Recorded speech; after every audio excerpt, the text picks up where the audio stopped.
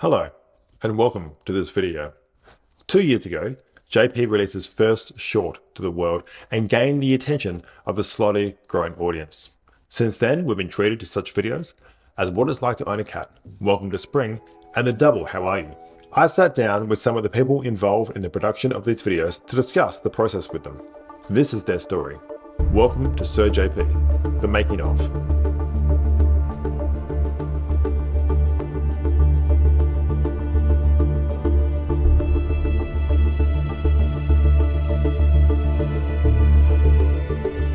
I had an idea a couple of years back to start putting together some sketches. I would write a bunch of them down, but they never really got anywhere because I didn't have a cast or a crew. I never had the funds, to bring any big names on board. So I did a bit of research and came across an up-and-coming director who was local as well, and that was quite handy. When JP came to me about putting videos together for YouTube, I was quite surprised, to be honest. I never directed anything like that before, but he took a chance on bringing me in and I wanted to repay his trust. So I didn't hesitate to accept his offer. It did take us a while to get on the same page in terms of style of editing and comedy. It took some compromise and, quite honestly, some heated arguments. We even took a hiatus for a few months thinking this wouldn't work. We realised we couldn't do this by ourselves. We needed more brain power in this team, so we put out the word for an editor, a camera operator, producer, set director, basically to get a whole team together, which did take some time. It was a real struggle to find the right people to fit the budget we had, which was quite small. I was approached by JP initially to assist with the editing process. I always wanted to be the main editor for a project, so I was very reluctant to be an assistant. I didn't give my answer straight away, which actually almost cost me my position.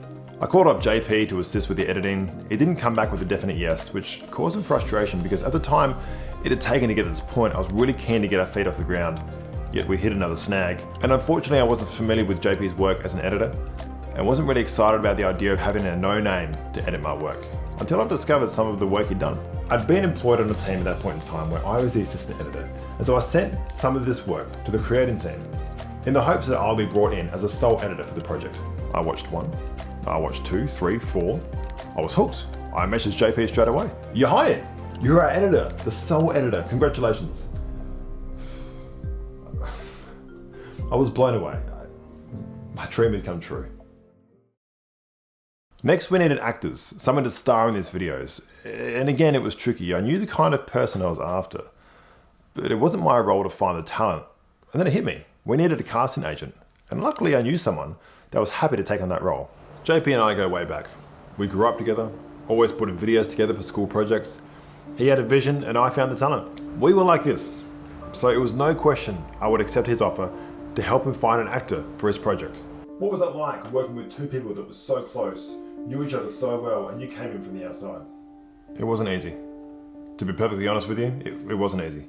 As a director, it was my job to help fulfill the creator's vision, play a role in choosing the cast members, and to guide and direct everyone to piece it together. Unfortunately, once we brought in the casting agent, I feel like I was pushed aside.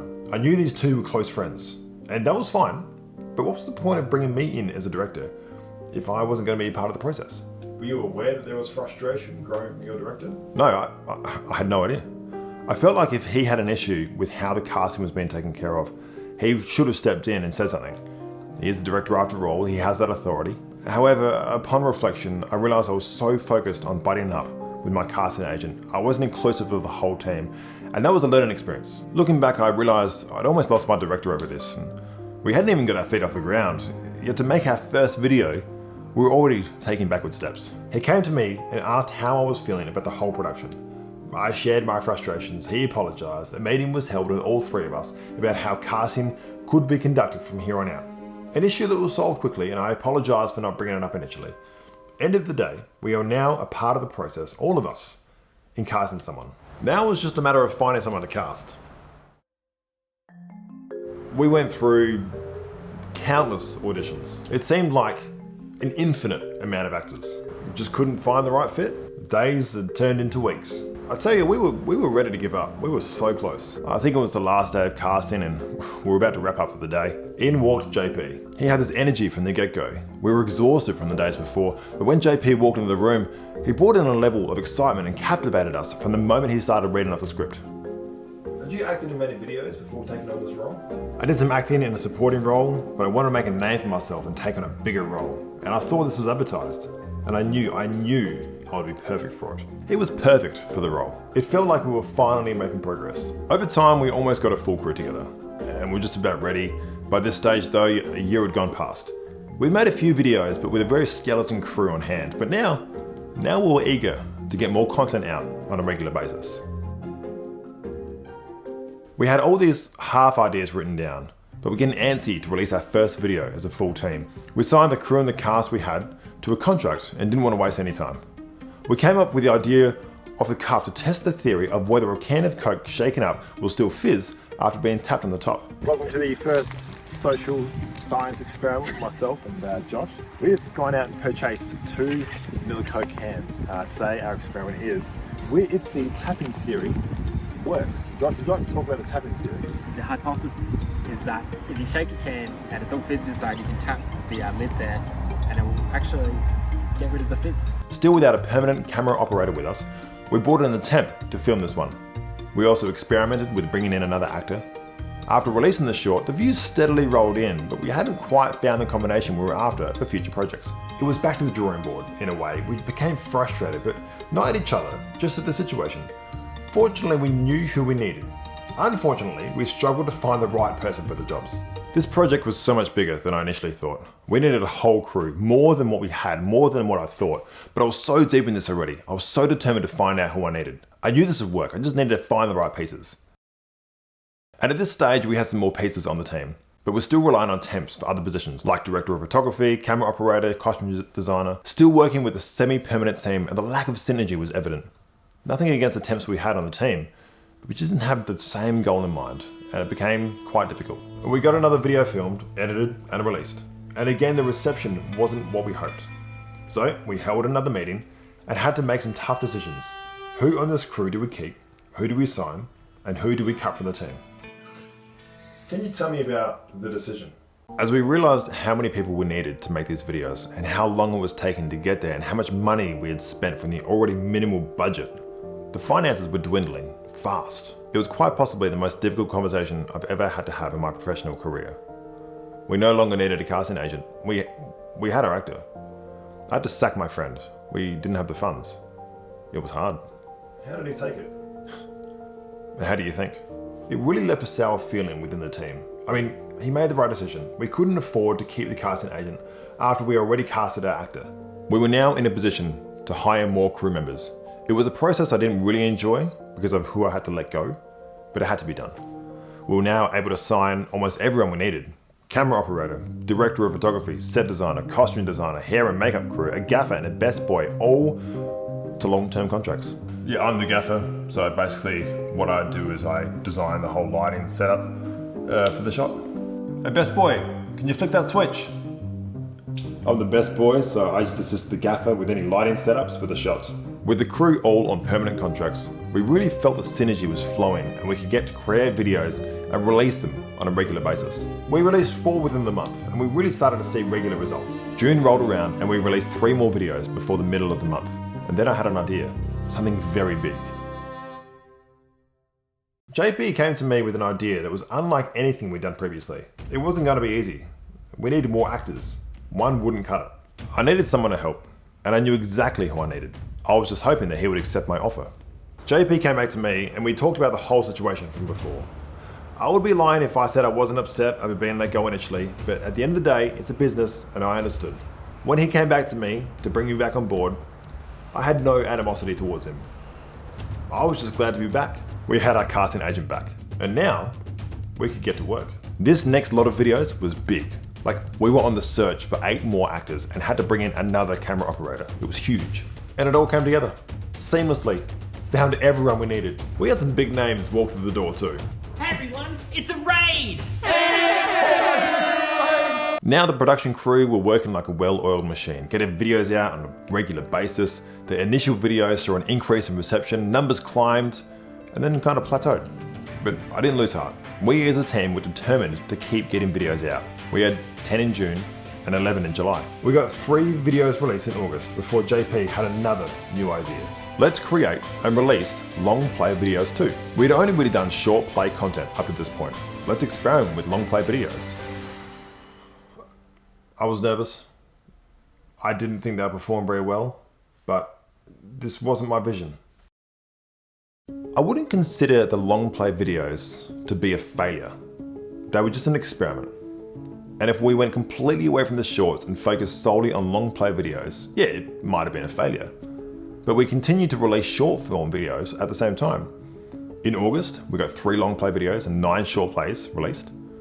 Although the numbers were down for the long play videos, at this stage it was all about consistency. I knew the viewers would come. I didn't agree. I feel like we should have pulled back a little on how many videos were released to be sure that the content we were 100% happy with, instead of rushing to get them out.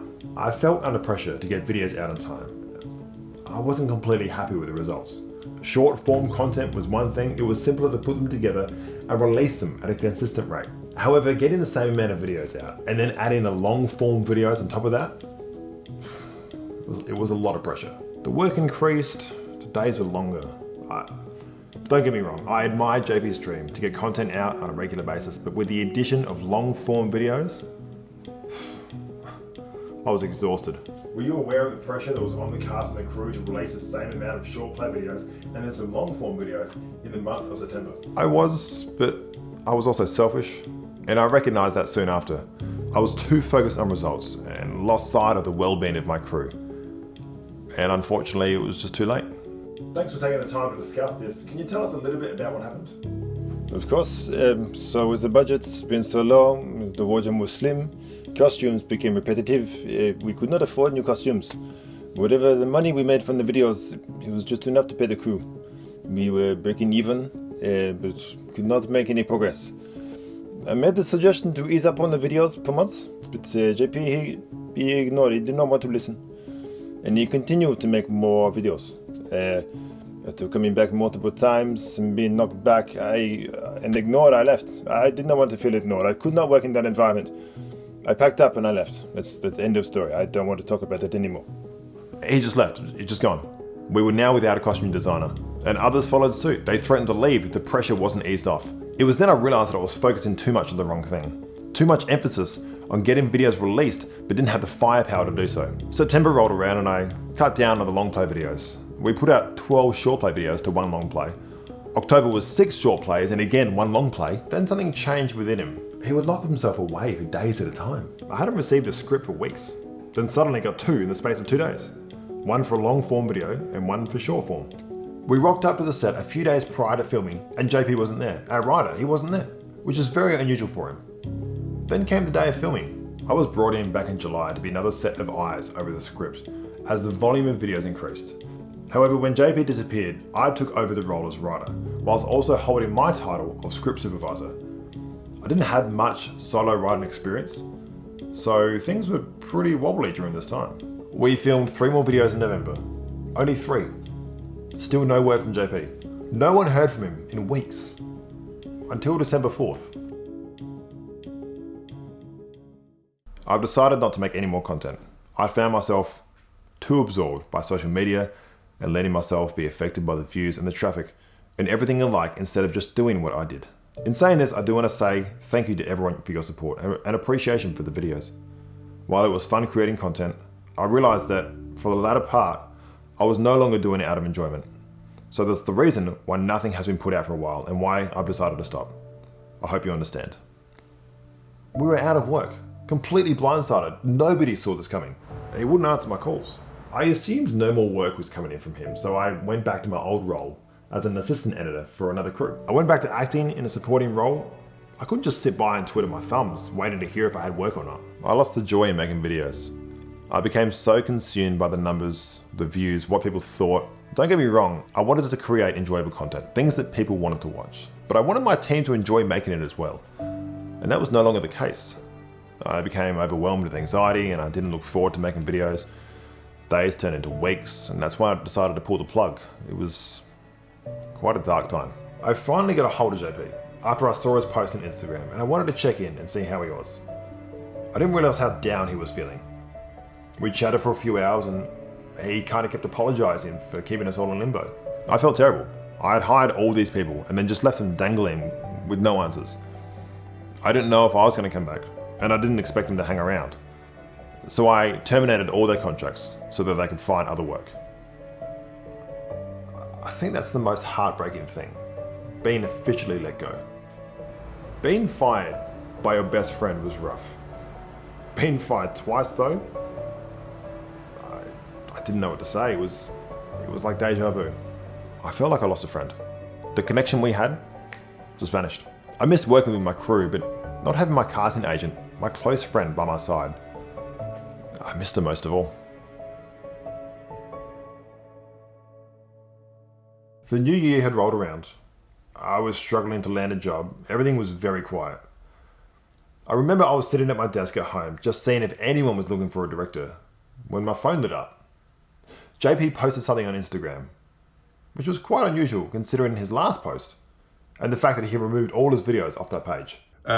Just an update to where I am compared to last year, because I know I said I wasn't going to make any more videos, and at that time, that was correct. Where I was at that point of the year, I wasn't in a good space mentally, and I was struggling to find any enjoyment in anything I was doing. But to say I was no longer making content was, in hindsight, was a touch drastic. But in saying that, as time's gone on, I do realize that I've missed making videos, missed making content, and I missed you guys. So what I really needed was a little break just to kind of realign myself and align other things in my life so that when I did return to this, it would be enjoyable once again.